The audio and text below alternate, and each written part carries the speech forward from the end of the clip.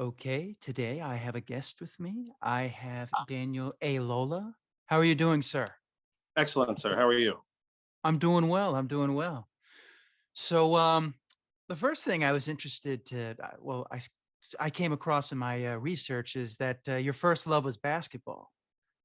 Yes, yes. I come from a family of, I'm the youngest of six, and I have Mhm. three older brothers.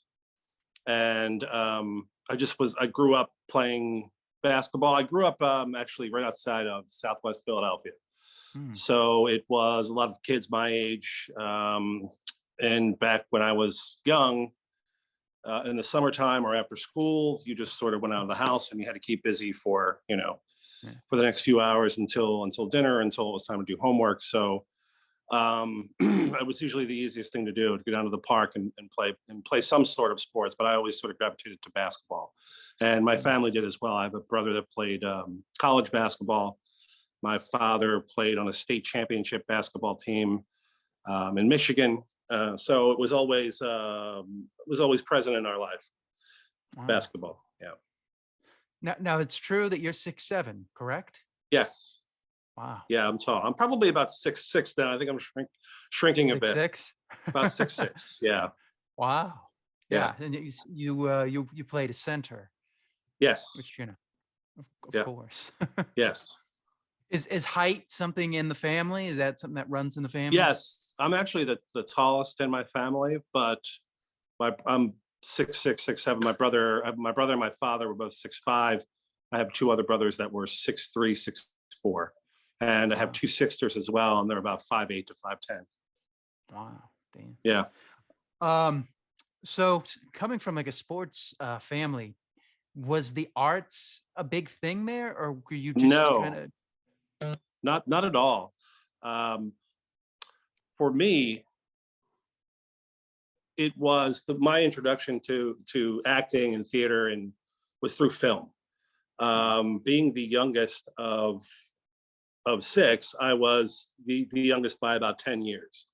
So it was in essence almost growing up an only child in a big family, if that makes sense. yeah, yeah. So to fill time, a lot, at late at night, I was always a night owl too. So I would always um, stay up late and pop the TV on at 1 in the morning when my parents were I mean, asleep. And I grew up on films, all sorts of films, classics, movies of the day. So I was always obsessed with acting and with film. And then I didn't realize until high school that theater was a form of that. That all film, a lot of film actors and directors and whatnot had come from the theater world. And I wasn't really exposed to theater until I was dating a girl who was in a production of Funny Girl in high school. ah, So I saw the live production of that, and it intrigued me early on that was possible. That was, because I always sort of had this image of what theater was in my head, and it didn't line up with what with the energy and the what I was struck by seeing a live production.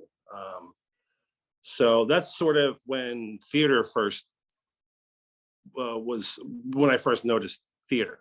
But no, we weren't an artistic family in that sense, and it wasn't like we spent weekends going to see shows or anything like that. It was farther, couldn't be farther from that. Honestly, yeah, it was more of a blue collar sports. yeah, You sort of did what the Joneses did in the neighborhood, sort of thing, and the performing arts weren't a part of that equation. yeah. So were they? So you kind of did you start going out for plays at the end of high school, or When I went into when I started college, I took an acting class as an elective, yeah, like arts humanities elective. And I remember the first day of class, and I was always shy. I was never one to be the life of the party or be one to be the first one to go public speaking or anything along those lines. But because of my interest in film and the availability of it as an elective, I figured, why not? Let's just check this out. And I remember my first day in an acting class in college, we did like these improv exercises. And I remember it just clicked, and I was doing things that that got a reaction out of the other students as the audience, and from the professor. And you know, to hear a laugh for the first time when you're involved in those activities, it really, you know, it just kind of just gave me this feeling, the feeling that you still get today. I still get today, of Yeah. you know, that adrenaline rush. So I parlayed that. The professor of the class actually knew of these one act original plays that were being produced by the college, and they suggested that I audition for them, and I got a part. So I very quickly went from taking my first class to being in a production in front of about 500 people each night, which was terrifying Uh-huh. at first, Yeah. and without any real, you know, strenuous training as of yet. I would get that later, but I always say really the best training is is to to get up there and to be in something, whether it's good, bad, mediocre. You know, the more stage time that you can get and experience, you really can't go wrong, in my opinion. So, you know, I went through the process of like a 6-week rehearsal and a couple weeks of performances. And I still remember my first time on the stage, because it was a monologue. It was 4 monologues. So I had one of the monologues. It was about 45 minutes long. And I remember starting the monologue, and about 3 lines in, I jumped to the end. And just because of nerves, I could not control. Yeah. I didn't have any techniques to deal with any of that stuff. Yeah. So 45-minute monologue. yes, That's a huge thing to that's a just put huge on a undertaking. novice actor. It's a huge undertaking. And you know, they had an understudy for all of us, but my understudy had quit a few weeks beforehand. That didn't, you know, so it was really all on me, and I did not realize the pressure of it until we got closer. And then all I could think about that first performance were the people that were there to see me. And I couldn't get that out Yeah. of my head. And I remember going out on stage, and I still couldn't shake it. And remember jumping to the end, just messing up my lines. And I remember, you know, there was about a 5-second delay there, which felt like, you know, could have been 5 minutes, where I was able to adapt, remember where I was at, and tie it back into the beginning, and not begin again, but take it from there. And I was able to circle back at the end and correct what I had done there as well. But just that feeling of being able to adapt and to figure it out in real time in front of people was an Yeah. amazing feeling too. And I carry that with me to this day, as far as, you know, a lesson learned that day of just, you know, just to keep going and to hang in there, and to you know, there have been a million things that have happened over the years, but you know, that was the first thing that really stood out to me. And then, you know, having success with that, then it led to going out and being cast in other productions, and just then getting some really good formal training from different areas. But again, continuing to try to get cast in any role and anything I could get cast in, just to be a part of a production. You know, and I realized later in life too, when I came back to it, you know, how much I learned and gleaned from other folks in my directing, when I Mm. really strictly became a director, how much I had learned from, you know, from good, bad, or indifferent again. You know, what I wouldn't do, what I would do, who I wanted to emulate as far as how they interacted with a cast, or how they did their preparation.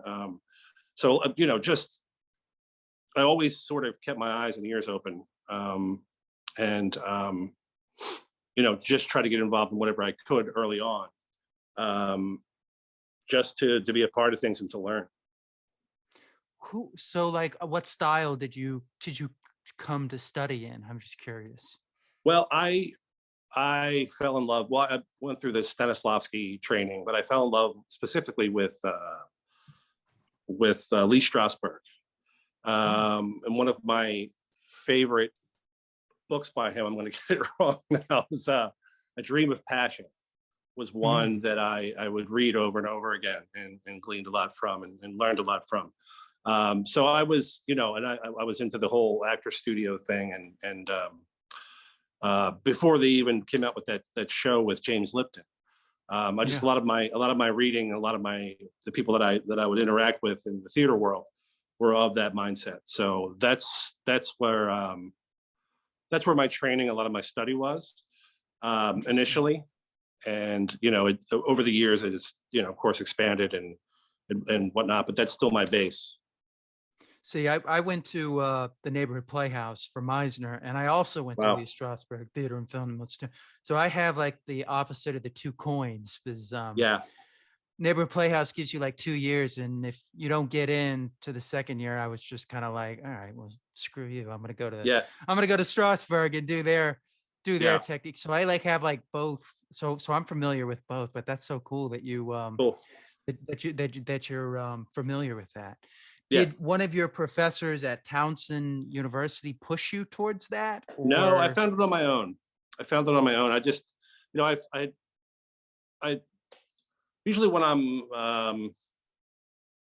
there's not many more examples other than the theater, but it's always yeah, been something for me where I've just always thirsted for more knowledge, and I had, going back to the way I'd grown up and the films that I'd seen and the actors that populated those films in that time period, the more research I did on them, I found out where they trained and mm. what was Yeah, important to them. because you mentioned in a previous interview, "Wait Until Dark," and Yeah. that's with Alan Arkin, and Yes. I think he went to one of those schools. I'm Yes. not sure. Yeah. I directed Wait Until Dark. About 5 years now, and Yeah, that was something I was able to bring to the main stage here at the Playhouse and yeah, frighten some people. Which yeah.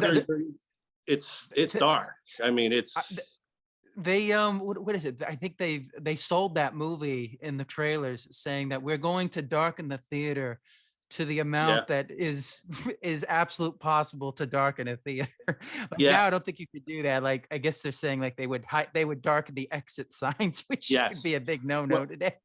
what was difficult about it with that particular production is everything had to be dark, but you had to light what was going on the stage with the Yeah. refrigerator light.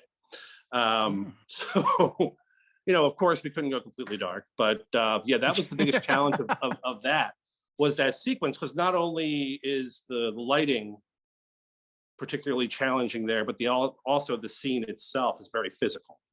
It's an attempted murder at that Yeah. point with the villain, Harry Rote, I believe his name is. It's been a few years. Yeah. Who's attacking our lead actress in that, and that was difficult in its own right. But then also with the lighting and whatnot. But that was a production I was really proud of. Wow. That accomplished what I wanted to accomplish with the audience that typically comes out and sees a show in our main stage theater. They're used to bright and happy, and even with Yeah. our even with Agatha Christie, it's implied violence that happens off stage and whatnot. But this was really in your face, Yeah. a terrifying 15-minute stretch that we got to put together, and I got to see how it would affect Yeah. this audience each night. You know, How did it work? Did you it, did it was they tremendous. get it? Yeah. Oh yeah, yeah. I would watch people jump. I would sit in the back every night and watch them jump at certain times where I wanted Wow. them to jump. And yeah, it was just a great production. That's great. Yeah, Yeah, yeah, I was listening to when you did Flashdance, you did an interview and you talked yeah, about that you were going to be doing Wait Until Dark. So I was like, I wanted to mention that. yeah. You mentioned actors that you like looked up to. Who were those actors? I'm just curious. Well, it was the obvious ones of Yeah. it was Al Pacino when I was a kid, because Yeah. The Godfather, Robert De Niro, Robert Duvall. Yeah. Um, who else from that time period? Jack Nicholson, of course. Um, I mean, I know there's some more obscure ones that I'm glossing over. Um, but yeah, I would say basically those folks. And you know, and yeah, I would say back in that time period when most of the films that I was seeing, Bill Murray I always enjoyed as well. Yeah, he's Um, a very underrated, very underrated. just straight actor. If you look at some Yes, of his older work, you know, yes, I mean, he took off from acting to study philosophy, which he makes a joke of that in in Groundhog Day, when yeah, that's exactly what he did. yeah, yeah. I remember the first thing that I saw him in that wasn't some sort of Saturday Night Live or Caddyshack type film was Where the Buffalo Roam, where Yeah. he played Hunter Um, Thompson. You know, yeah.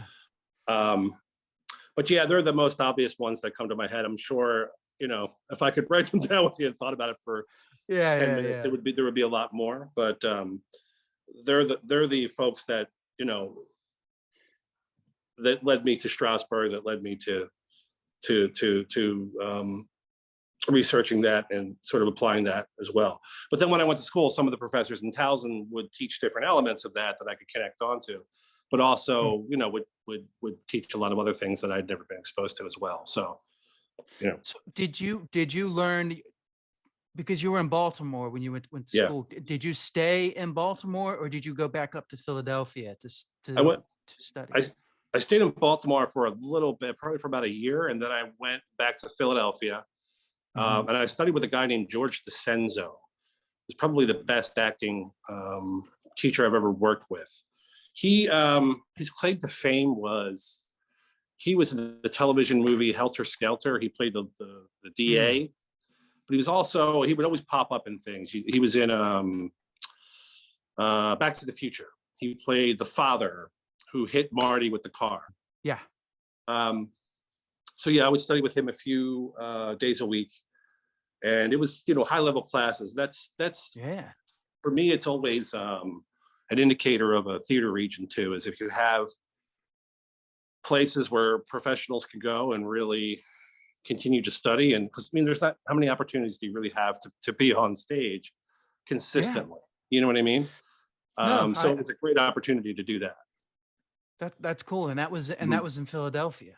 That's Philadelphia. great. You didn't have to go to, like, you know, New York. It's like No, because now we're those it's becoming more obscure to yeah, get those kind of teachers. They're all either in New York or they're LA. I mean, yeah, now we have Zoom, so you can somewhat get them, but right. it's not the same as like me It's not the being same as being there, in the room, you feeling, know. yeah, And feeling the. well, the thing was that he taught classes in New York as well.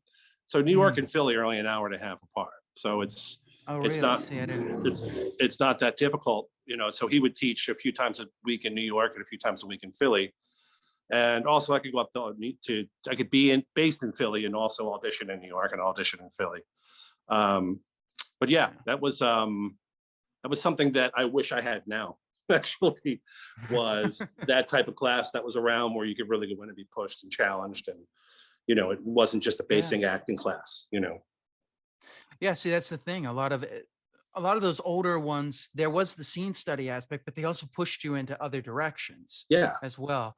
And now it's really just the scene study where you come in and you're watching somebody and it's over and yeah, it's like, but in order for it to really take effect, it has to be almost 24/7. You got to be yeah, surrounded by it. It can't right, just be, you know, that's what I liked about Strasbourg and especially Neighborhood Playhouse. They wouldn't let you do anything. You couldn't do any short films. You had yeah, to basically, you were there like 9 to 5 every day, and you were yeah, just absorbed in it. yeah. Um, so now you leave acting and you go into, you become a claims adjuster, right? Is that correct? Yeah, I did a few I- different things. I did a few different things. Yeah, it was. You know, I was at a time in my life where I was in a relationship, and yeah. I actually met my first wife in a production of Barefoot in the Park. I played Paul and she played Corey. So yeah, Great play. it was something where I felt like I had to be more responsible and start a family and do all these things. Yeah. And so I did a few different things. I did some, I worked for a real estate appraiser for a bit of time. I worked for State Farm Insurance. That was the last non-theater job I've had. It was about 12 years ago now. But yeah, it was was never happy. It was just something to make money and to work in an industry, you know, where I could make a lot of money, possibly down the Mhm. line. And it just never made me happy. It was never fulfilling, and there was always something missing for Yeah. me. And it was just a hole in my life that you know I didn't Mm. realize until I started to do it Yeah. again. How much, you know, it meant to me. The reason I bring it up is Yeah. because now you're the artistic director at Lake Worth Playhouse, which I should have Yes. mentioned at the very beginning, which Yeah. I'll have a aside for that. Yeah. Um, with do you did that prepare you for that job? Oh, definitely. That's the positive experience of all that is it taught me how to be a professional. It taught Mhm. me, you know, it taught me how to be organized, how to plan, how to lead, as well as sports. Is going way back to when I was a kid. Yeah. Um, so yeah, just how to conduct yourself in the corporate world would allow me to do the same in, you know, theater administration world, where I have Yeah. to deal with subscribers or deal with leaders of other theaters or leaders of other nonprofit organizations or anything along those lines. It did prepare me for that. Yeah. Um, That's yeah, Yeah, that's why I brought it up, is I was like, I bet that, I mean, you might not have enjoyed it at the time, but as you no, said, it prepared you for sure. what you're going to be able to do, the office side of being an The office artistic side, director. the Yeah. administration aspect of it, definitely, Yeah. definitely helped with that. Yeah. So that's great. That's great. Hmm. So you've explained this before, but I'm going to let you say it again. Tell me how you got involved with the Lake Worth Playhouse. I was working for State Farm Insurance, and it was during a period of time where they started to get competition from Geico and, you know, all the silly commercials that the insurance companies do. Um, State Farm used to be like straight down the line, you know, Mr. Steady Eddie. And Yeah. frankly, they started to lose out to the competition somewhat. Um, so they started to shift the company a bit, and basically they closed down one of the main offices that I worked in Pennsylvania, and I had a choice whether um, I wanted to be relocated or just sort of cash out Mm. and start somewhere new. So I cashed out, and at the time, I didn't really have any deep connections in the Philadelphia area, Pennsylvania. Family sort of moved around the country. My parents had both passed, so I had an opportunity to come down to Lake Worth, Florida, well, the West Palm Beach area in Florida. So I did, and got a little place. And I was killing time one day. I was supposed to meet a friend, so I came to downtown Lake Worth and walked down the main strip, Lake Avenue here, and I saw this old historic theater, and they were showing Little Shop of Horrors at the time. So I stopped in, talked to them at the box office. I bought a ticket, saw the show. It was tremendous. I stopped at the box office afterwards, asked them some more, and they had auditions coming up for an Agatha Christie play called The Unexpected Guest. Believe, you know, it was strange. Mm. So I went and got a script, ordered a script of The Unexpected Guest, read it about 5 times. I started to pick out in my mind where the sides would, what sides would I pick if I was putting the show together. And I sort of got really familiar with those. Went into the auditions, and I got the lead role in The Mm. Unexpected Guest. And while I was here, the artistic director of the time, remember, she gave me a hug, and it was my birthday on one of the auditions nights. She found out about it and sang happy birthday to me with a few other people. And I felt so welcome and so special, Yeah. for lack of a better word. Just something about this organization just made me feel like I had a home in a new area. So I came in, I did that play, I acted in that play. It had been, I don't know how many years since I had been on stage acting. So there was some growing pains getting back into it, but it was a great production at the end of the day. And they brought me in. They wanted me around for other things here, and So the artistic director had this black box theater that was sitting dormant. They were showing independent films, but they wanted to do some live entertainment.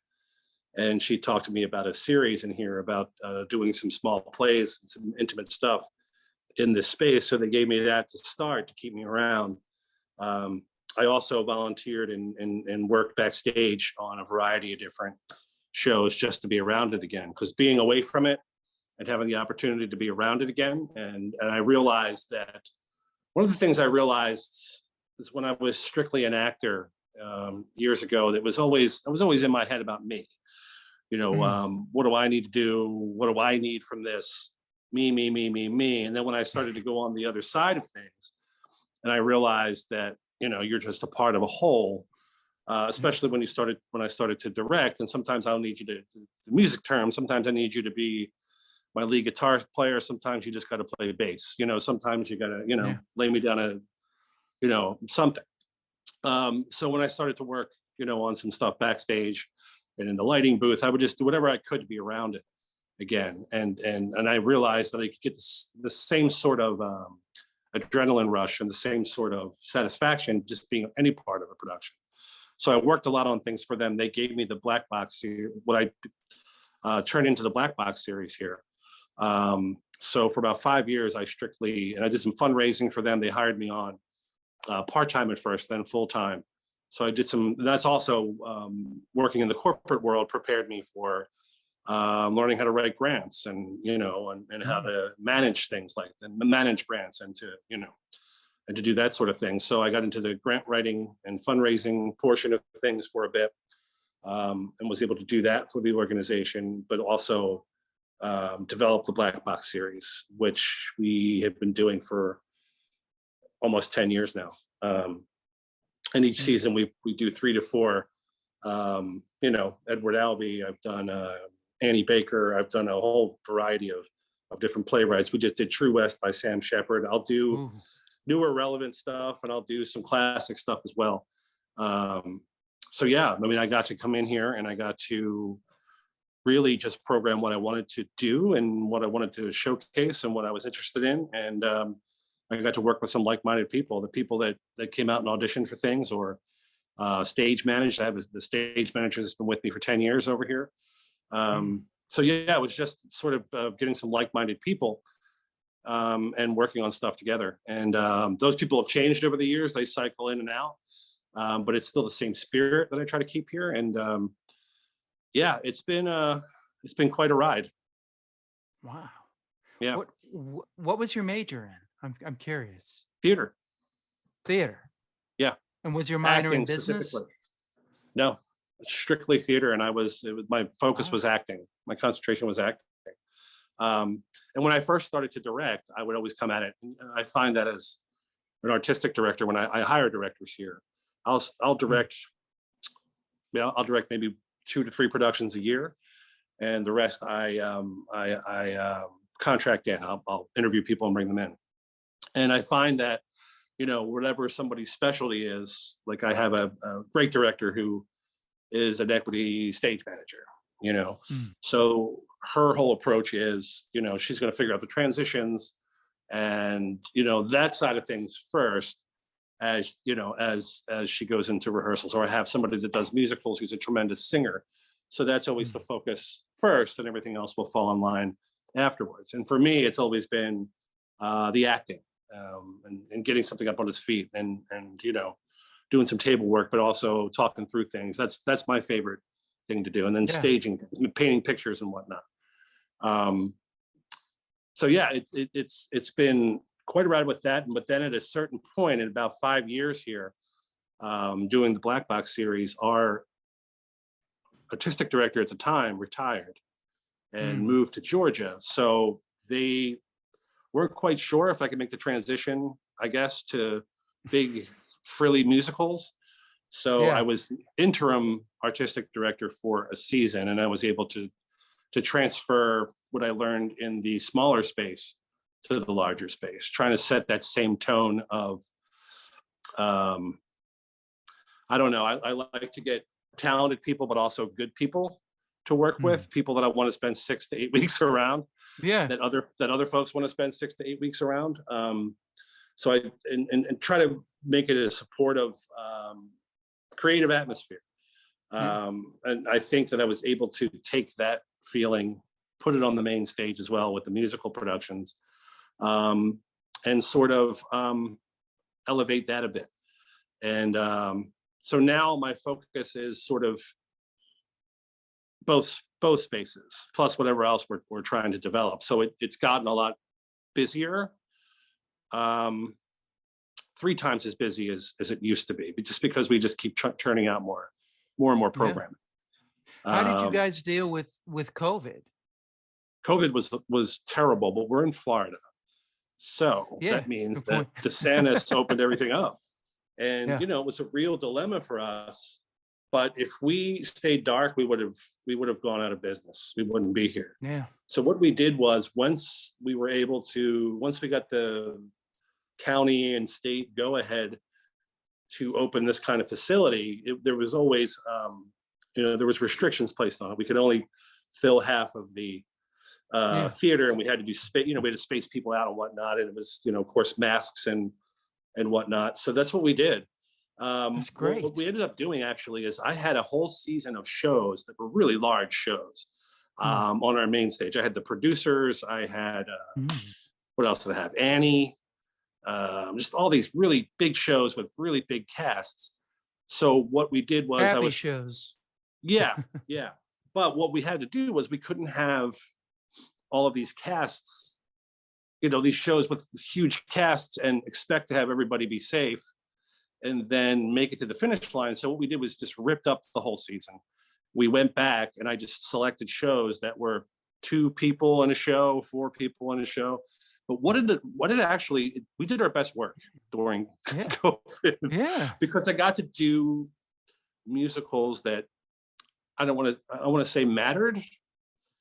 It wasn't, not that Guys and Dolls doesn't matter or that Beehive doesn't matter. They're favorites. They're favorites. Guys and Dolls. I'll tell you, we just did Beehive, the 1960s musical, and I've never seen an audience so goddamn happy to leave as they were leaving the theater because of how much they loved the music and excited they were for it and whatnot. So there is, I'm a dark, twisted person. I get that. I like that. You know what I mean? But that's one of the things too about becoming the artistic director here. I appreciate that now. I appreciate the good feeling in the building because people are just goddamn happy to hear a good song, But what we had to do is rip all that up. And I came back with Next to Normal, which is 5 people. I did Hedwig and the Angry Inch. Oh, that's a great Which is 2 people, and then we had a band. I did Lady Day at Emerson's Bar and Grill, which is 2 people, and I did Always Patsy Cline, which is 2 people. But because nobody else in the area was doing anything really, there was only a few other people. I was getting, some really, not that I don't get top-notch talent, but I was getting more top-notch talent when people would see that this is available and hey, I'm okay. We were very careful about protecting our performers as well. We had masked and visored rehearsals up to a certain point. And then when the stuff came out, the testing and the vaccines, we were always about that. So, the folks that came in here to work on things trusted they were going to be okay, trusted us. And, we did like I said, we did some of our best work because we had great material that wasn't necessarily smiling, waving, and, overly happy. Is that how you came to Heather's? Yeah, well, the programming a season is difficult because you have to look at it, especially in a place like this, like a transient state or a place where people come for a part of the year. You sort of have to lay out a season in a certain way. And in the summertime, what we try to do is do something that will bring the folks in from the bars down the street, or maybe the person that's not so much of a theater fan, but would go see a live show and knows the movie. Yeah, that knows the movie. And also we have a glut of performers that go to all these performing art, like younger performers that go to all the performing arts schools in the country. and we try to get some of them involved each season in the summertime. For instance, when I didn't realize that Heather. I mean, I love the film Heathers. I didn't, and I love the soundtrack. Just researching it and getting into it, I love the book. And I thought this is good. I mean, this is a good little summer show to roll out there. What I didn't realize was it's such a popular show among performers from 18 to 24 that I had a record turnout for auditions. And I ended up casting, it's the first time I've ever done this. I ended up casting three of the leads from a video audition. They were students at NYU. And they were based, one kid lived in Boynton Beach, one other kid lived in West Palm Beach down here. And it was just tremendous production. But yeah, Heather sort of piggybacked onto the dark musicals that we had been presenting. Well, it's not really that. It's not as dark as the film. That was my problem with the musical. I remember seeing it in New York, and I was like, that's not how it happened. No. But dark he doesn't enough. Get redemption. Right, exactly.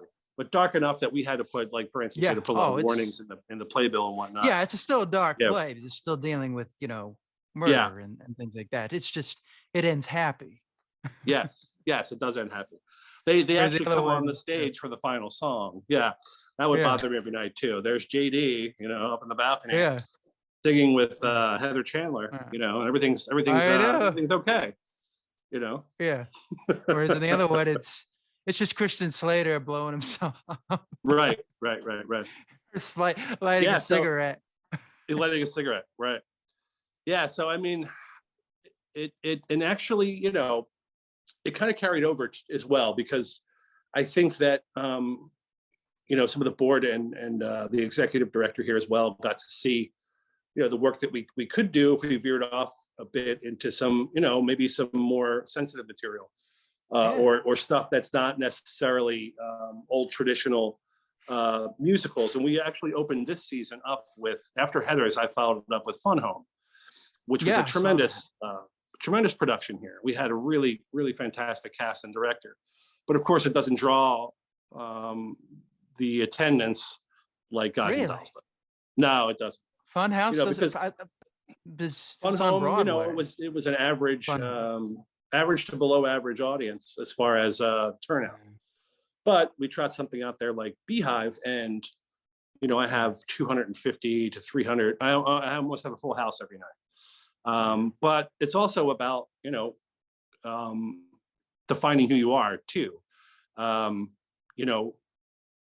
Change sometimes takes some time, and putting some material out there each season, is kind of the way to do it.